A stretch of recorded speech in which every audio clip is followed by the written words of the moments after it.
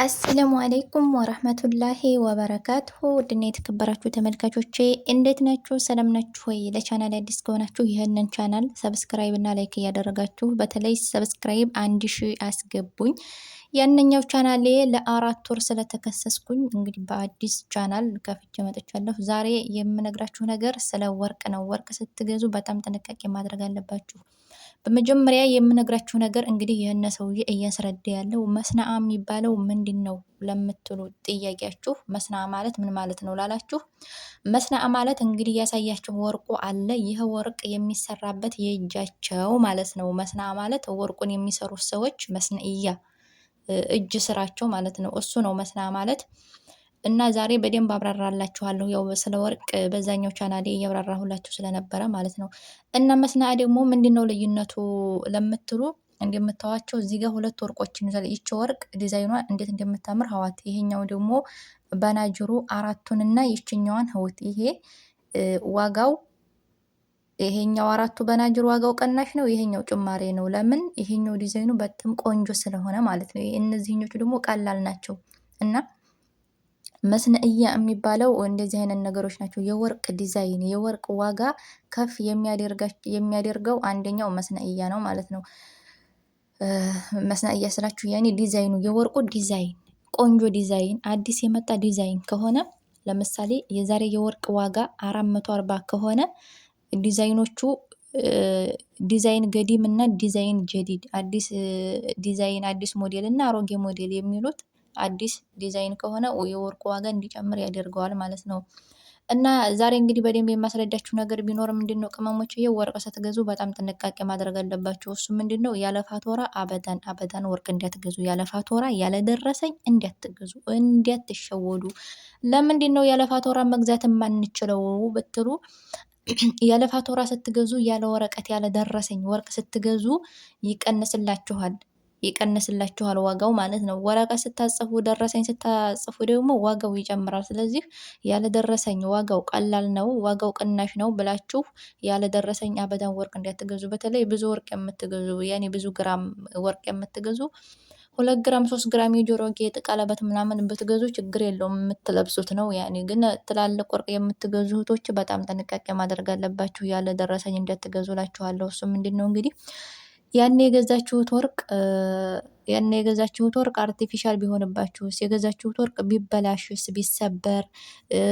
ገዝታችሁ ቤታችሁ ከሄዳችሁ በኋላ ቸክ ስታደርጉ የሆነ የተበላሸ የተወላመመ የተጨራመመ ዲዛይን ቢኖረው ሄዳችሁ መቀየር አትችሉም። ያ ሰው ከኔ አልገዛችሁም ልትባሉ ትችላላችሁ ምናምን። ስለዚህ ያለ ደረሰኝ ወርቅ እንዲያትገዙ ማለት ነው። እኔ በባለፈው እንግዲህ ቪዲዮ ሰርቻላችሁ ነበር በዛኛው ቻናሌ። ብዙ ልጆች እንዴት ያለ ደረሰኝ ይገዛል ስትሉ ነበር። አበዳን ያለ ደረሰኝ መገዛት የለበትም። እኔ ራሱ ለመጀመሪያ ጊዜ ነው ያለ ደረሰኝ ወርቅ ስገዛ እንጂ እስከዛሬ በደረሰኝ ምንም 2 ግራምም 3 ግራምም ትሆን በደረሰኝ ነበር የምገዛው ማለት ነው። እና ያለደረሰኝ እንዲያትገዙ። አርቲፊሻል ሊሆን ይችላል። እናንተ 21 ካራንት ነው ብላችሁ ትላልቅ ብዙ ብር ከፍላችሁ ገዝታችሁ 18 ካራንት ሊሆን ይችላል። ሁሉ ሰው አንድ አይደለም።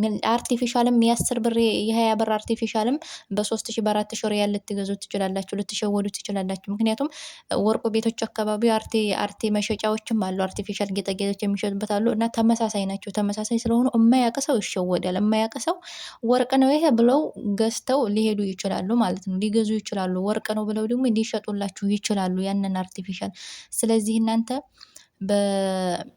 በእንትን ማረግ አለባችሁ፣ በደረሰኝ ማረግ አለባችሁ። ሲቀጥል ደግሞ ወርቅ ስትገዙ 21 ካራንት 18 ካራንት 22 ካራንቲው እያንዳንዱ ወርቅ ላይ አለ ጽሁፉ። የጆሮ ጌጣችሁ ላይ አለ፣ የጣት ቀለበታችሁ ላይ አለ፣ የአንገታችሁ አጫዋችሁ ላይ አለ፣ ሀብሉ ከምትዘጉባት ቦታ ላይ የካራንቲው ጽሁፍ አለ። የወርቁ ምን አይነት ወርቅ እንደሆነ ማለት ነው። እንደዛ ማድረጋችሁ ቸክ ማድረግ ትችላላችሁ።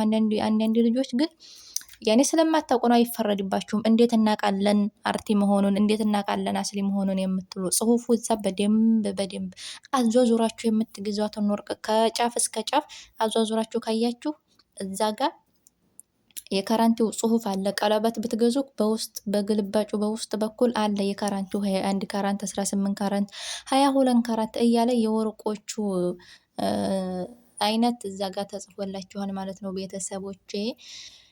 የዛሬው ቪዲዮ እንግዲህ ይህንን ይመስላል። ሌላኛው ደግሞ የምነግራችሁ ነገር ያው ዛሬ ወርቅ ምን ያህል እንደነበረ እነግራችኋለሁኝ። ዛሬ ደግሞ በጣም ጨምሯል ከትናንትናው። ስለዚህ በየቀኑ እየጨመረ ነው ማለት ነው። በዚህ ሳምንት በጣም ቅናሽ አድርጎ ነበር። አሁን ላይ በጣም እየጨመረ ይገኛል። የዛሬውን የወርቅ ዋጋ በሳኡዲ ሪያል ምን ያህል እንደሚሸጥ እንግዲህ አብራችሁ ቆዩ፣ አብራችሁ ተከታተሉ። ላይክ እና ሰብስክራይብ ማድረጋችሁን ግን እንዳትረሱ። ያንኛው ቻናሌ ስለተዘጋብኝ ተናድጃለሁኝ። ግን በጣም ነው የሚያበሳጨው። ስንት አመት 5 አመት ኦልሬዲ የሆነው ቻናሌ ተበላሸ እላችኋለሁ። ቤተሰብ አያሳዝንም? በነገራችን ላይ ዋናው ጤና ነው። ቻናል ቢዘጋ ቻናል ይከፈታል። የመዲያም ቅመሞች ደግሞ በቅንነት ሰብስክራይብ እንደምታደርጉኝ አልጠራጠርም። እንግዲህ ከ28,000 ሰብስክራይብ መቼም 1,000 ሰብስክራይብ ሳትሞሉልኝ እንዲያታልፉ ማለት ነው። እና 24 ካራት 508 ብር ከ64 ሀላላ እየተሸጠ ይገኛል። በዚህ 2 ቀን ውስጥ እየጨመረ ነው። ሳምንቱን ሙሉ በጣም ቅናሽ እያሳየ ነበር። 22 ካራት ደግሞ 465 ብር ከ91 ሀላላ ከ91 የሳዑዲ ሪያል እየተሸጠ ይገኛል ማለት ነው። ትናንትና በጣም ቅናሽ ነበረ። ዛሬ እንግዲህ ጨምሯል። በሚገርም ሁኔታ በየሁሉም ሀገር ያው ይለያያል። 21 ካራንት 445 ብር ዛሬ 1 2 ነው 3 ሪያል ጨምሯል ማለት ነው። እንደ ሌላው የወርቅ አይነቶች እንደምታዋቸው ናቸው። እንግዲህ 18 ካራንት፣ 14 ካራንት፣ 12 ካራንት፣ 10 ካራንት፣ 9 ካራንት። በነገራችን ላይ ወርቆች ከላይ እስከታይ አሉ።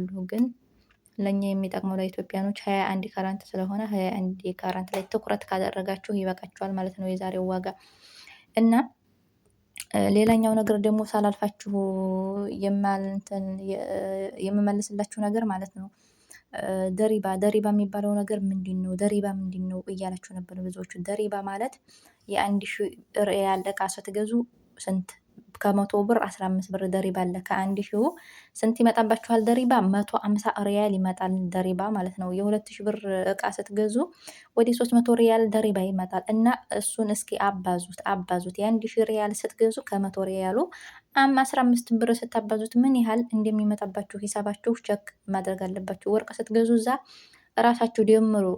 የወርቁ ባለቤት ይሄን ያህል ነው ዋጋው ካላችሁ የወርቁ ዋጋ ይሄን ያህል ነው። ኦኬ መስነእዬ ይሄን ያህል ነው። ከዛ የመሀል ይሄን ያህል ነው። እንደዚህ አድርጋችሁ ከሱ ጋር ራሳችሁ በስልካችሁ ሂሳብ አድርጋችሁ ሂሳቡን ማመዛዘን ትችላላችሁ ማለት ነው። እና አንዳንዶች ቀጣፊዎች ደግሞ ስለሚያታልሉ እንደዛ አድርጋችሁ ሂሳባችሁን ራሳችሁን ማሰብ ትችላላችሁ እላችኋለሁኝ። ይህን ይመስላል። ሰላም አለይኩም ወረህመቱላሂ ወበረካቱ።